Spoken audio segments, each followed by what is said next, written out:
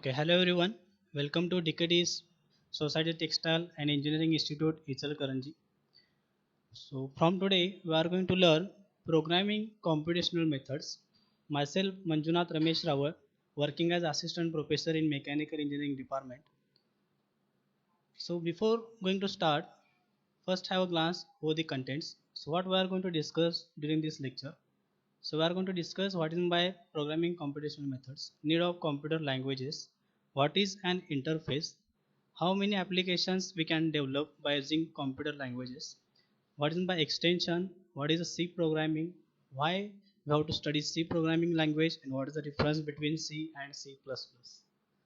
So as we know, the communication is based to transfer the data from one person to another person. So what is meant by language? So language is nothing but the set of instructions that we are going to use to transfer or communicate with another person. So if we just consider one simple example, now suppose we are going to communicate with the other person, we can use many languages. We can communicate by using Marathi language, English language, Telugu, etc. Now, if we just take one simple example, as of now, I am interacting with you people by using English language. Means I am passing some set of instructions to you that you are receiving, and when we are going to discuss, means we are having some doubts, and that we have to again convey by using English language. Means we have to come up with questions, and that I am going to solve so that we can have proper communication.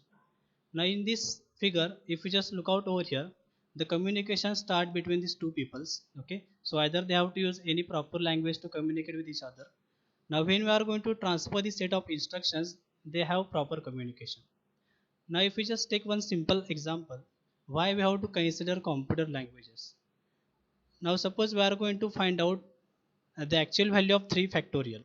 So we can easily answer it is 27. Now suppose we have to find out what is meant by 100 factorial value. So to that we need much more time to calculate. Now that calculation we can made within a fraction of second with the help of computers. But directly we cannot tell computer to find the value of 100 factorial. So to that we have to consider some set of instruction which will be understood by the computer. Now if we just consider the computer languages, first of all we have to study the set of instruction by using these languages. So here we can have the set of instructions in these languages. So we can use C programming language, C++, Java, .NET, etc.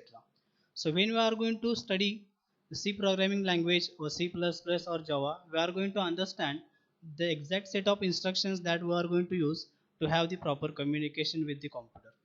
So when we are going to study the set of instruction using C programming, we can have one actual program.